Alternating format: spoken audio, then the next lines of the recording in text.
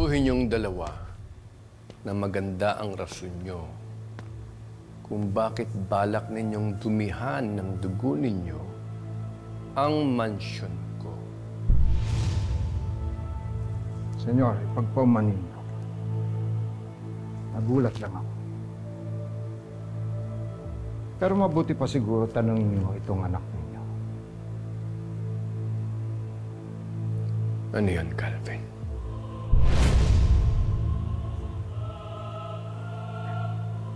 May gusto kang malaman.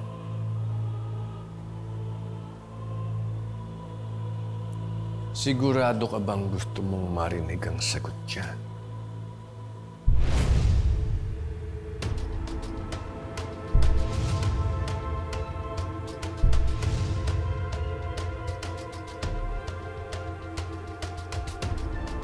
Wala ako, Papa.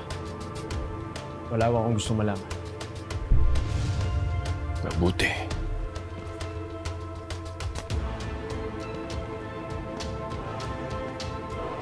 Dahil sa dami mong kasalanan, dapat ay hindi ka na nakikialam. Huwag mo akong pinakikialaman. Hayaan mong linisin ko ang mga kalat mo.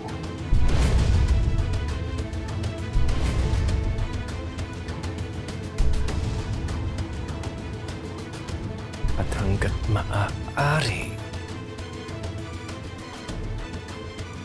ayokong nakikita ang karakas mo.